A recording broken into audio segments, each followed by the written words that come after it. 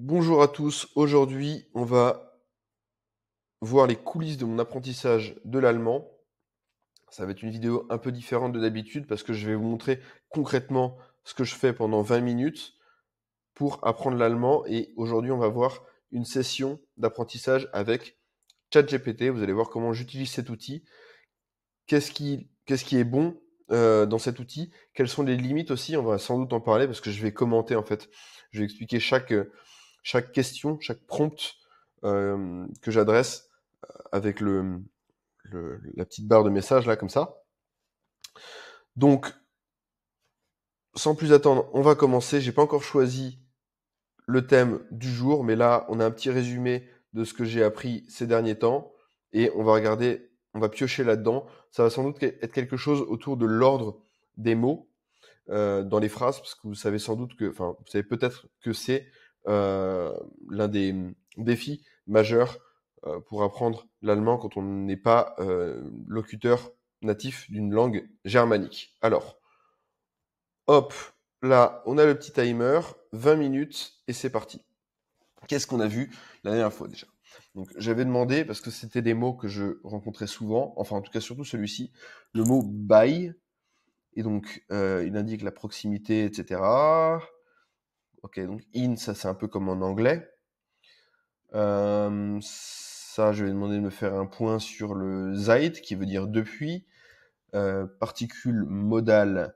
Alors ça, c'est pareil, c'était une expression que j'avais rencontrée. Das, non, c'était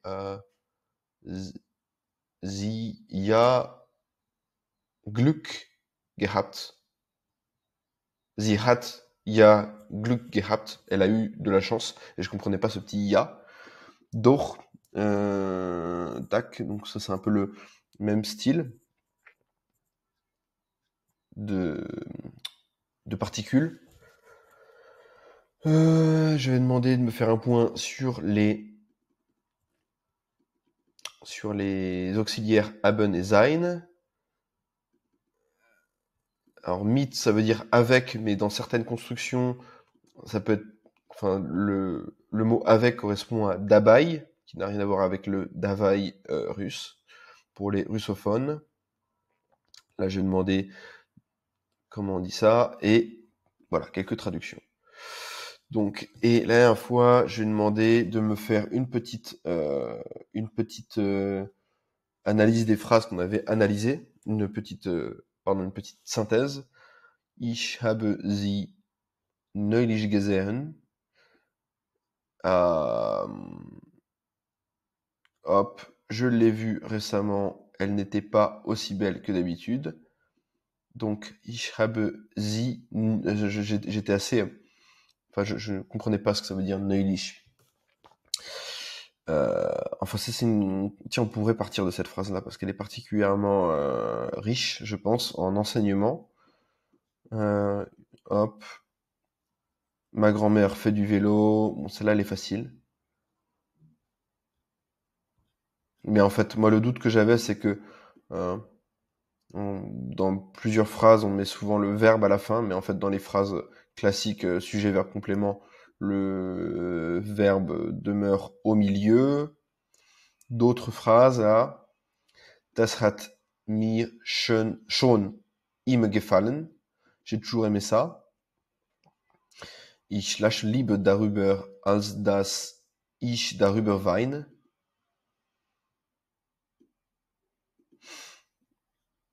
Ich komme gerade aus Italien.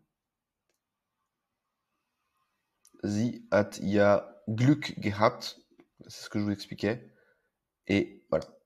On est revenu là-dessus. Ok. Donc. Euh,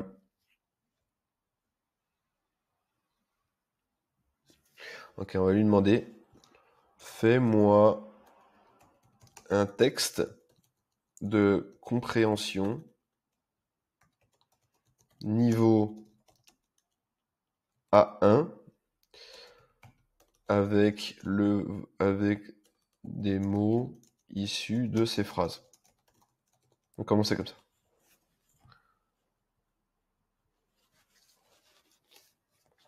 Donc là, il nous fait son petit texte. Bon, moi, j'ai la version payante pour info. L'avantage, c'est que ça donne des meilleurs résultats. Le problème, c'est que comme le modèle est plus complexe, ce n'est pas aussi rapide. La version gratuite est plus rapide. Elle est un peu moins pertinente. Une autre observation aussi, j'en ai parlé dans une autre vidéo, mais ce qui se passe, c'est que le modèle a été construit en anglais, dans la langue anglaise. Donc, en fait, il transite. Il fait pas français-allemand, il fait français-anglais-allemand. Donc, parfois, on perd des mots en route. Enfin, il y a des petits micmacs en route. Donc, c'est une méthode qui est d'autant plus efficace si vous voulez apprendre l'anglais ou si vous voulez apprendre une langue depuis l'anglais. Par exemple, si vous voulez faire anglais-allemand, si vous avez un bon niveau d'anglais, c'est une possibilité. Oula, ça c'est une phrase longue. Alors, moi je trouve ça trop long. Fais-moi un texte beaucoup plus court. Maximum, on va dire 6 phrases. On va quand même regarder un peu ce qu'il nous a mis. En attendant, Letzte Woche war ich mit meiner Großmutter im Park. Donc la semaine dernière, j'étais avec ma grand-mère dans le parc. Meine Oma ist sehr aktiv und fährt gerne Fahrrad. Oma, je me dis, ça veut dire grand-mère, mais en mode mamie ou je sais pas, enfin un mot affectif. Euh, fait, elle aime fart gerne, ça c'est une expression gerne que j'ai appris récemment, ça veut dire un gros volontiers, elle fait volontiers du vélo, elle aime le vélo, elle apprécie. Enfin, c'est un peu difficile à traduire. Elle est très active, sehr active. Ich fahre schon im Fahrrad, dit-elle tout le temps. Je fais tout le temps du vélo. La météo était belle et bon, en fait finalement on part sur le texte long, c'est pas grave. Et nous avons vu, le verbe est à la fin, donc c'est troublant. Vous voyez, on a quoi? Et là, en fait, en gros, littéralement, ce serait on a beaucoup de gens dans le parc vu. Et parce qu'en fait, comme c'est pas le verbe principal, il arrive à la fin. Bon, bref. Einige Kinder, je sais pas si c'est quelques ou un enfant. Gelacht. Il a rigolé. Et il nous a plu, gefallen. Il nous a plu, ouais, je crois que c'est ça. Omazakt.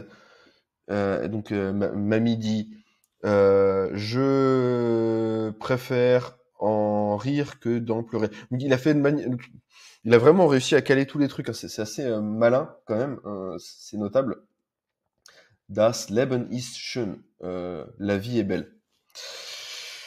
Plötzlich, je ne sais pas ce que veut dire plötzlich, hat es zu regnen begonnen. Quelque chose a commencé, mais je sais pas, j'ai pas compris cette phrase. Wir hatten kein Dach und waren ein bisschen nass. Ça, j'ai pas compris non plus. Un peu. Und waren ein bisschen nass. Ah, ça doit vouloir dire la pluie a commencé. Non, je pense. Aber meine Oma hat Glück gehabt. Sie hatte 2 Regenmantel.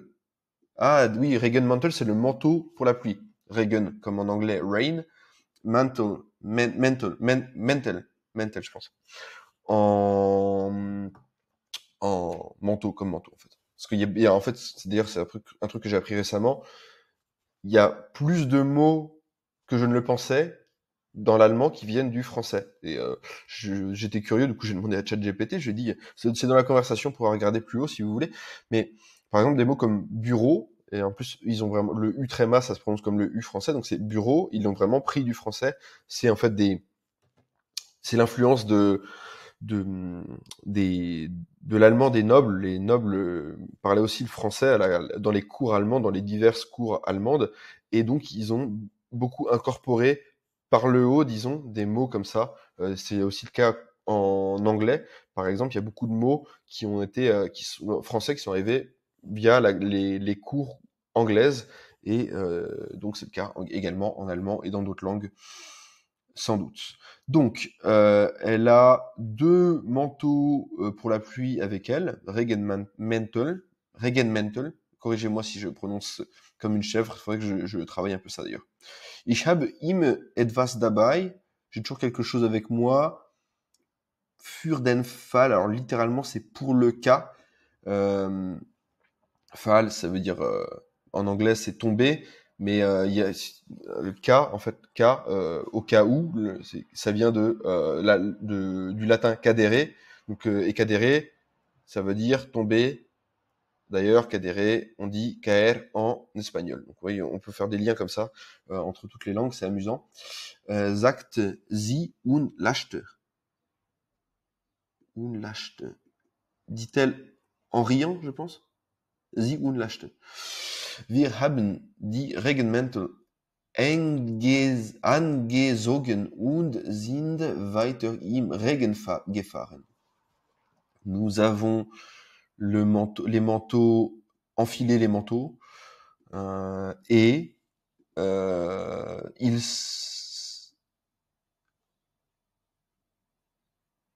alors, weiter im Regen gefahren. J'ai pas forcément compris ça. Es war ein besonderes Abenteuer. Teuer, ça veut dire cher, mais je pense qu'il y a une autre signification. En tout cas, j'ai pas compris la phrase. Donc, ces deux dernières phrases, je les ai pas compris. Nach dem Regen haben wir im Café. Quelle heure il est, tiens? On a déjà fait 10 minutes. Juste à analyser le texte. Der Regen haben wir im Café neben dem Park eine heiße Schokolade getrunken. Ice, c'est... J'appelle. Non? J'ai bu un chocolat. Getrunken, c'est bu, boire. Chocolat de... En gros, ils étaient à un café, ils ont bu un chocolat. Hein. J'ai un truc comme ça, chocolat chaud. Ich komme gern hier. Je ne sais pas ce que veut dire hier, a dit la grand-mère. Le café m'a toujours plu. Ou ce café maintenant. Le café m'a toujours plu. Enfin, les cafés, je pense. Enfin, c'est les cafés m'ont toujours plu. J'imagine, je ne sais pas. Wir haben über unsere kleine Fahrradtour. Nous avons fait un petit tour de vélo. Je sais pas. Gellart, faudrait que j'apprenne ce que ça veut dire, parce que je suis pas sûr de comprendre. J'aime ce jour avec ma grand-mère. Sie dickt mir, wie wichtig es ist, über kleine Probleme zu lachen und das Leben zu genießen. Je n'ai pas compris cette phrase. Ok. Was machen der Erzeller. Erzeller, on l'a vu tout à l'heure, non? Je sais pas ce que ça veut dire. Ah, le petit-fils, ça doit être. Le petit-fils et sa grand-mère dans le parc qui font du vélo. Pourquoi la grand-mère a de la chance? Parce qu'elle a des manteaux de pluie. Alors, c'est facile pour moi de lire et de répondre en français. Par contre, si je dois répondre en allemand, ça va être plus compliqué. Was machen Sie, nachdem es aufgehört hat zu regnen? Je n'ai pas compris. Que fait-elle nachdem es, je sais pas. Was lernt der Erzähler von seiner Großmutter? Qu'est-ce qu'il a appris de sa grand-mère? Ok. Ok. Et là, on va maintenant on va lire le texte là et puis on va voir un peu. La semaine dernière, j'ai été avec ma grand-mère faire du vélo. Ich fahre schon immer gern Fahrrad, sagt sie. J'ai toujours aimé faire du vélo, ou alors, j'ai toujours aimé faire du vélo. Dans le parc, nous avons vu beaucoup de monde et nous avons ri. La pluie a commencé, je pense, où il a commencé à pleuvoir, mais ma grand-mère avait deux manteaux avec elle. Ich habe, j'ai toujours quelque chose avec moi. Sagt sie nach dem Regen.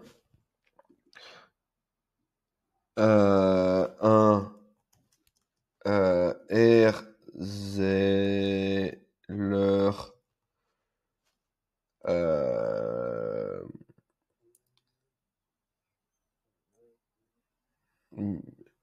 hat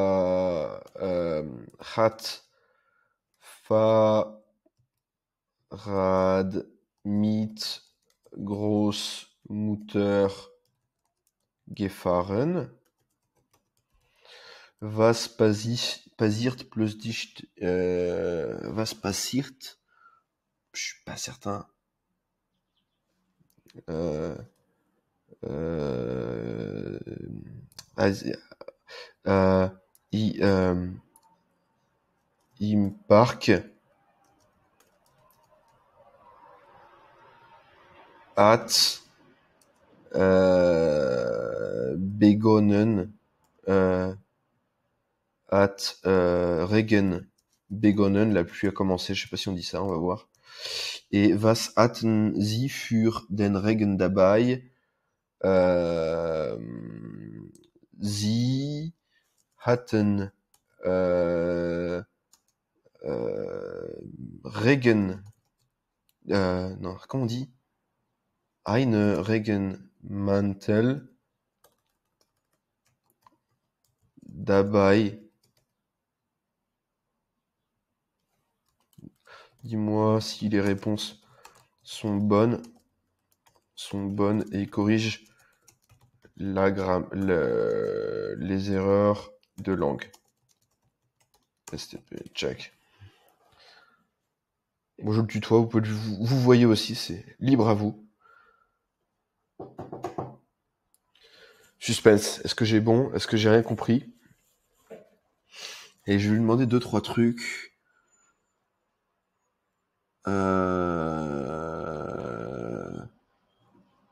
Explique-moi ces deux phrases-là. Les deux phrases-là, j'ai du mal à les comprendre. On va les faire une par une. Analyse cette phrase. Check, check, check. Plötzlich, check, check.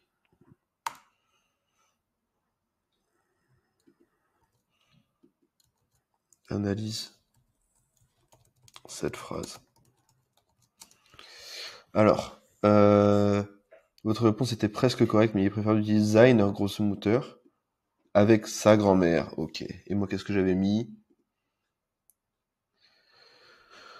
Ah oui, moi j'ai parlé comme un homme préhistorique, j'ai oublié le pronom, mais j'étais pas si loin. Ah oui, ouais, j'ai oublié deux fois le pronom. Ouais, ça, c'est l'influence de d'autres langues. Enfin, ouais, parce qu'en fait, en russe, par exemple, il n'y a pas forcément besoin de mettre. Il n'y a pas d'article, ni défini, ni indéfini. Euh, voilà. Par exemple, ça serait vnuk. Bon, on n'en parle pas russe, ici on parle allemand. Im Park hat es plötzlich zu regnen begonnen. Bon, alors je pense que ça c'était complètement à côté de la plaque grammaticalement. De zu, avec zu regnen a commencé à pleuvoir. Donc ça c'est intéressant. Ok. Et sie hatten zwei Regenmantel dabei. Et le nombre Regenmantel des imperméables. Ok, d'accord. Il est mentionné qu'ils avaient zwei. Ah, parce que ah oui, moi je suis bête. Oui, c'est vrai. Autant pour moi. Mais par contre, apparemment, c'était pas si mal niveau grammaire. Donc ça, c'est cool. Donc là, il m'a répondu. Moi, ce que j'aime bien, c'est faire en décalé. Le temps qu'il me produit une réponse, je lis la précédente. On gagne du temps parce que parfois c'est un peu longuet. Alors maintenant, la phrase Im Park haben wir viele Leute gesehen und gelacht. Alors moi, c'est surtout gelacht. Qu'est-ce que ça veut dire? Gelacht, ça veut dire. Voilà, c'est ça, c'est rire. J'étais pas certain. Donc, ok, indem, 1. Ah oui, alors un truc, c'est qu'en fait, en général, quand il commence par le complément circonstanciel, par exemple ici de lieu, ça veut dire que l'emphase de la phrase est mise sur le lieu. Donc c'est comme ça qu'on joue avec les subtilités de la langue allemande. Sinon, en gros, on met dans l'ordre suivant, c'est t, les mocos. Donc en gros, temps. Donc on commence par le temps. Par exemple, hier. Hier qui est heute Morgen. Ah merde, j'ai oublié hier. Bon, peu importe. On va dire demain, comme ça c'est plus simple. Morgen. Euh, Ensuite le lieu. Ensuite le mode. Non. Oui, le mode. Ah non, le lieu, ça vient à la fin. Lo, c'est location, donc ça vient à la fin. Haben wir est la wir est le pronom, sert à introduire les actions. Hop, ville, beaucoup de. Ok, Leute. Tiens, je vais regarder rapidement. Hier, comme on dit hier. Non. Oui, mais... Non. Hop. Gestern. Voilà. Gestern. Ou Gestern. Dites-moi si vous parlez allemand. Dans les commentaires. Ungelart. Et la phrase plus dich. Alors, ah, voilà. Plus dich, ça veut dire tout à coup. Ok. Ok. Hat es geregnet. Ok. Aber. Oma, grand-mère. Ok. C'est un peu comme babouchka ou nonna en un côté un peu affectif, je crois, parce que c'est grosse mutter. Grosse mutter. Mutter. Voilà, tac.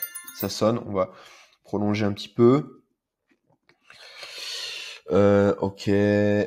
Ok. Ok. Résume-moi. Bon, en général, j'apprends plus de choses. C'est juste que là, comme je commentais au fur et à mesure, en plus j'ai lu, j'ai décortiqué le texte devant vous. En général, c'est un peu plus exhaustif, mais déjà, on a appris des choses. Euh, donc c'est pas mal. Résume-moi ce qu'on a vu avec ces petits textes de compréhension au niveau du vocabulaire et de la grammaire.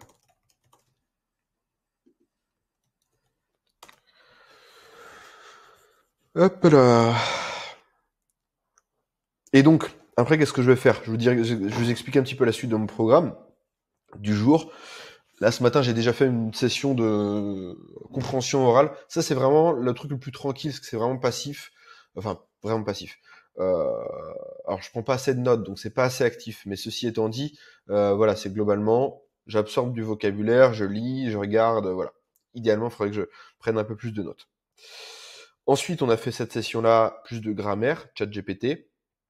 Et ensuite, je vais faire la session de vocabulaire plus tard dans la journée. Je sais pas à quelle heure exactement. Là, il est 12h20. Et en fait, je vais sans doute aller piocher dans les nouveaux mots. Ici, je vais aller sur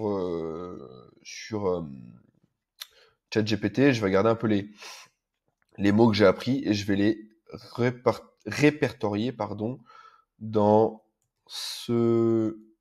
Hop là.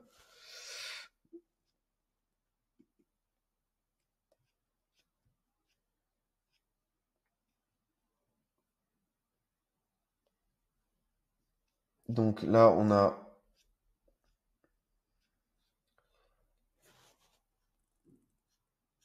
le tableau de vocabulaire et c'est là que je vais les répertorier. Donc là, j'ai des phrases à traduire. Hop, 10 par jour.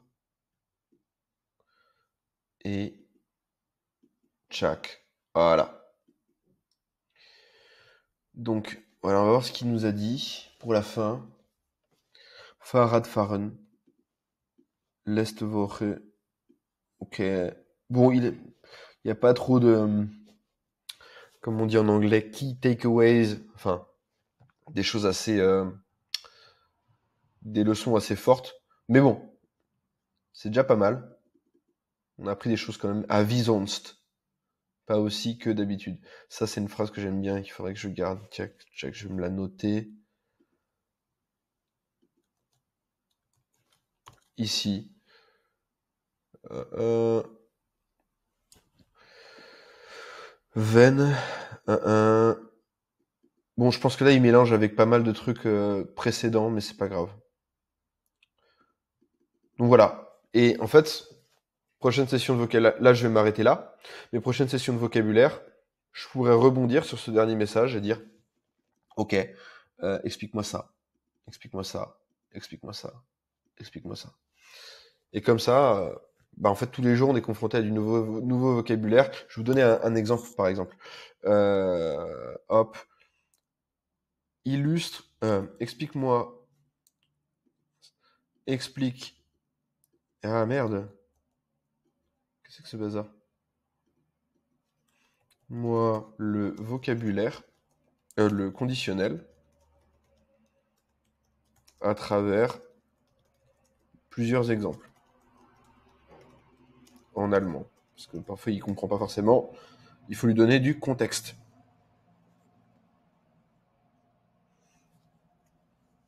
Vous avez vu d'ailleurs au passage, hein, si vous êtes, peut-être qu'il y a des fans de ChatGPT dans le chat. Euh, moi je l'utilise de manière très sommaire. Je fais pas des, parce que souvent on va vous expliquer que pour bien utiliser, avoir les meilleurs résultats grâce à ChatGPT, il faut faire ce qu'on appelle des prompts, c'est des messages extrêmement longs pour donner un maximum de contexte. Donc ça c'est ce qu'on appelle l'input en anglais. J'ai pas forcément la traduction en français. Et en fait, la qualité de l'input va conditionner la qualité de l'output. Donc l'output, tout simplement, la réponse.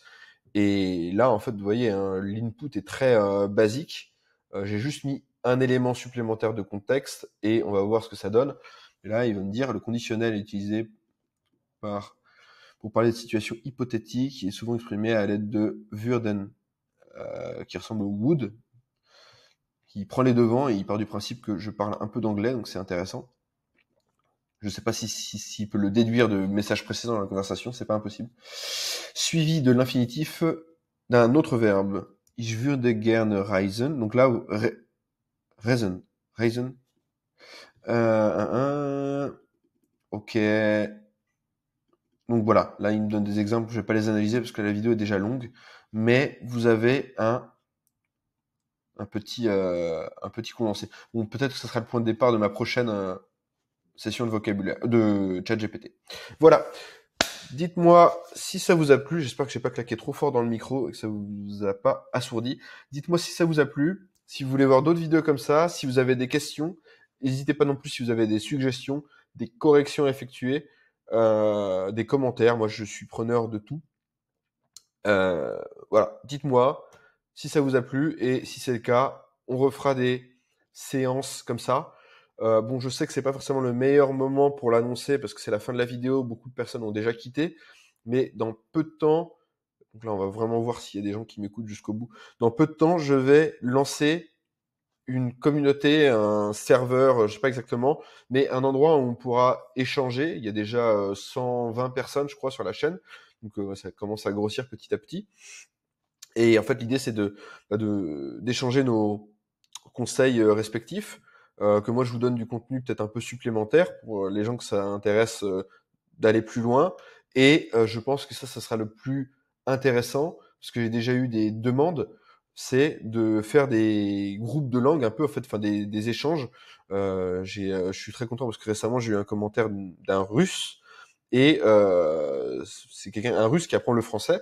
Donc lui, il veut pratiquer le français et moi, je serais très content d'échanger avec lui en russe.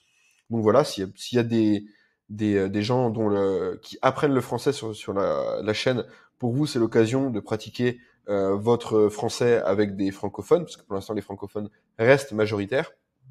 En tout cas, je vais lancer ça très bientôt. Quand, comment exactement, j'ai pas tout à fait décidé, mais c'est dans les tuyaux. Donc restez connectés, on en parlera très prochainement. Sur ce, je vous dis à plus, ciao et merci.